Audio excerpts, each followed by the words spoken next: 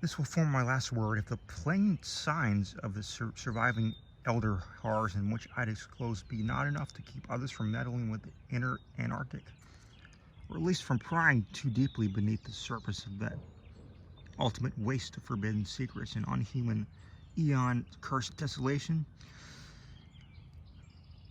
the responsibility for unnameable and perhaps immeasurable evils will not be mine. Danforth and I, studying the notes made by Pabody in his afternoon flight and checking up with the sextant, had calculated that the lowest available pass in the range lay somewhat to the right of us, within sight of camp and about 23,000 to 24,000 feet above sea level.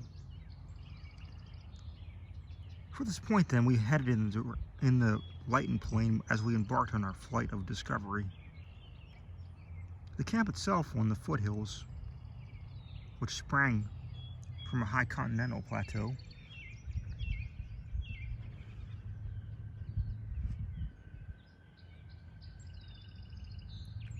was some 12,000 feet in altitude.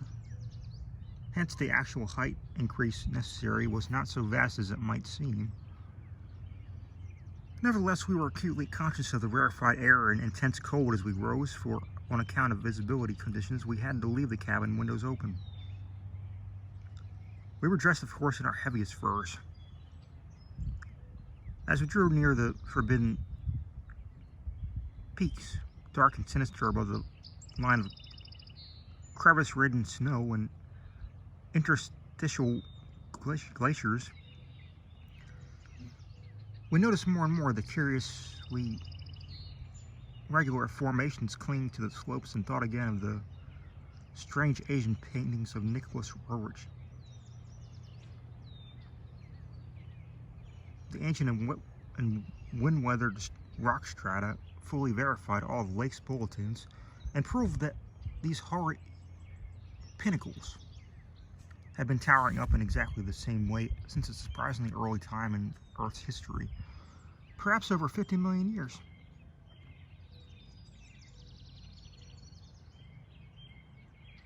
How much higher that they had once been, it was futile to guess. But everything about this strange region pointed to the obscure atmospheric influences unfavorable to change.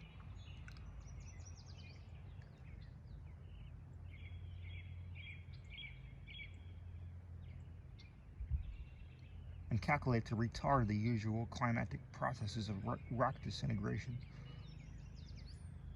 But it was the mountainside tangle of regular cubes, ramparts, and cave mouths which fascinated and disturbed us most.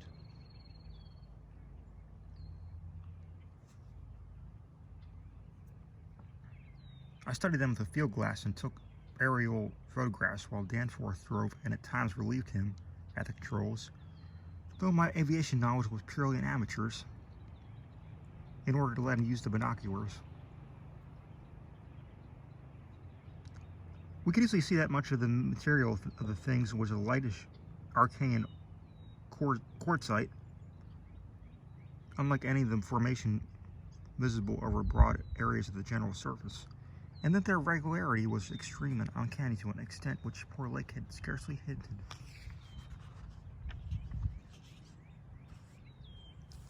As he said, their edges were crumbled and rounded with untold aeons of savage weathering, but their preternatural solidity and tough material had saved them from obliteration. Many parts, especially those close to the slopes, seemed identical in substance with the surrounding rock surface. The whole arrangement looked like the ruins of Machu Picchu in the Andes, or the primal foundation walls of Kish as dug up by the Oxford Field Museum expedition in 1929. And both Danforth and I obtained that occasional impression of separate cyclopean blocks, which Lake had attributed to his flight companion Carroll. How to account for such things in this place was frankly beyond me, and I felt queerly humbled as a geologist.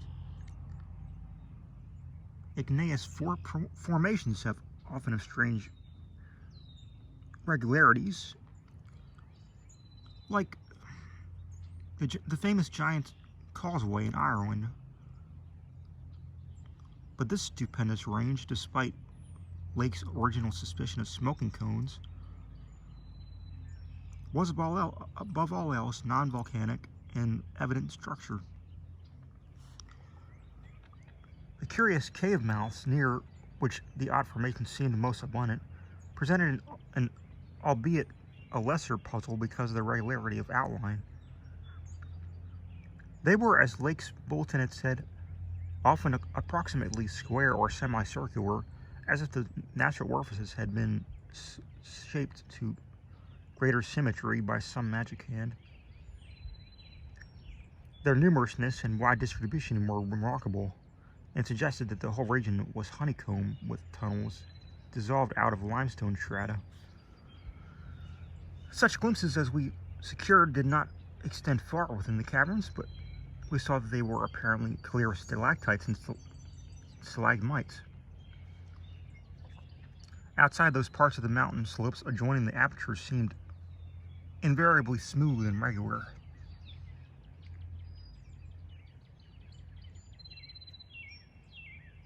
And Danforth thought that the slight cracks and pittings of the weathering tended towards unusual patterns.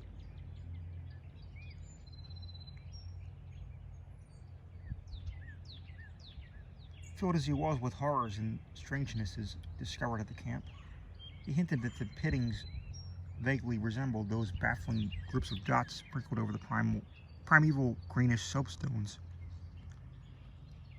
so hideously duplicated on the madly conceived snow mounts about those 6 buried monstrosities. We had risen gradually and flying over the higher foothills and along towards the relatively low pass we had selected. As we advanced, we occasionally looked down at the snow and ice the land ruin, wondering whether we could have attempted the trip with simpler equipment of earlier days.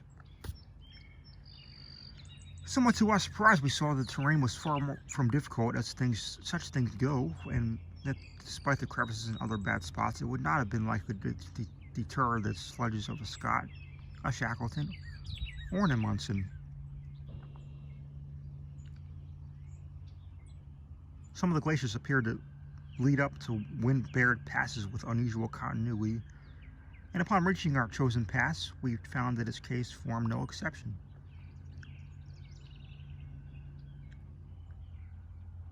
Our sensations of tense expectancy, and as we prepared to round the crest and peer out over an untrodden world, can hardly be described on paper. Even though we had no cause to think that the regions beyond the range essentially different from those already seen and traversed. The touch of evil mystery in these barren barrier mountains, and in the beckoning sea of opalescent sky, glimpsed betwixt their summits, was a highly subtle and attenuated matter not to be explained in literal words. Rather was it an affair of vague psychological symbolism and aesthetic association.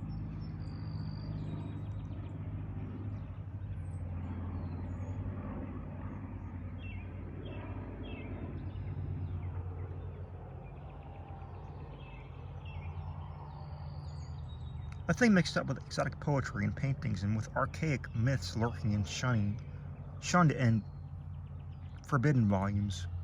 Even as the wind's burden held a peculiar strain of conscious malignity, even for a second, it seemed that the composite sound included a bizarre musical whistling or piping over a wide range of blast swept in and out of the omnipresent and resonant cave mouths. There was a cloudy note of reminiscent repulsion in the sound, and as complex as unplaceable as any of the other dark impressions. We were now at an ultra slow ascent at a height of 23,570 feet, according to the aneroid, and had left the region of clinging snow definitely below us. Up here were only dark, bare rock slopes and the start of rough-ribbed glaciers, but with those provocative tubes, ramparts, and echoing cave mouths to add a portion of the unnatural, the fantastic, and the dreamlike.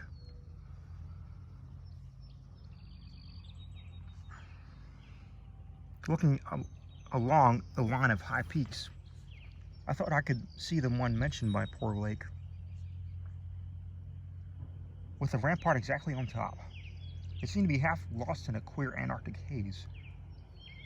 Such a haze, perhaps, as has been responsible for Lake's early notion of volcanism.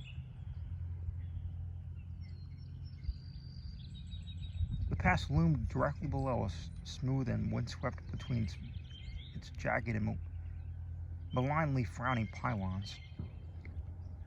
Beyond it was a sky fretted with swirling vapors.